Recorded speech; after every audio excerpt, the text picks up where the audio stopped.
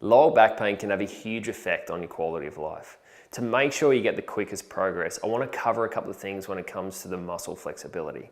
Now, regardless of when you started feeling the pain, whether it was yesterday, whether it was last week, often what we see is that these conditions actually start months, even years previous. And so we see that a joint will slowly shift into an abnormal position. And what we find is that all the ligaments, all the muscles actually get used to this abnormal position and tighten up around there.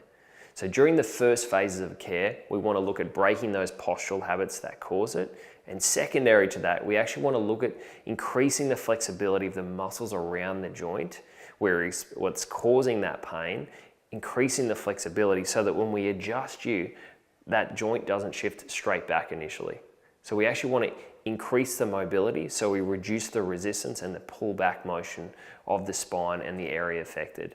I'm going to cover 3 stretches that are absolutely essential to increasing the mobility to make sure you get the best results long term and to actually accelerate your progress.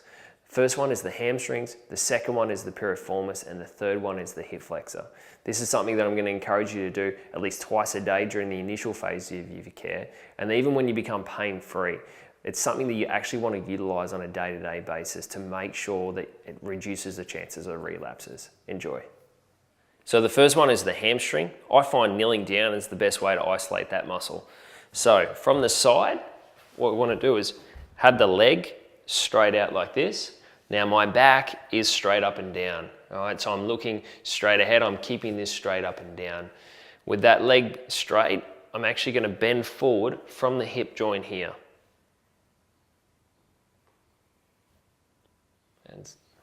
So what you'll find is that when you're in this position, you've got that leg straight, you should only feel the stretch from right at the bottom of the buttock area all the way down here. You shouldn't feel it below the knee and you shouldn't feel it in the lower back at all. And so just holding that position, bending forward and hold.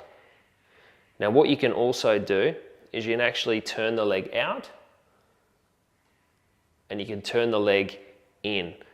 By doing these 3 stretches, so with the toes up, with the toes out, and the toes in, you'll get all 3 hamstring muscles in between the knee and the buttock area.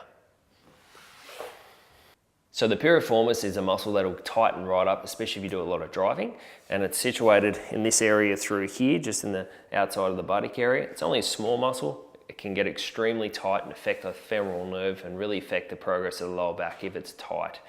So to stretch that, often what I'll do is, there's several ways, but I'm going to be stretching the left one. So I'm going to cross my leg and then I'm going to pull it towards the opposite shoulder. And stop. So my hands are on the outside of my knee, pulling in, and where I'm actually feeling that stretch is about that long, right at the bottom of the buttock area. I'm not feeling it up here in the lower back. I'm not feeling it down in the lower leg. Feeling it right in that area as I pull that towards it. And you just want to hold that for at least a minute and relax.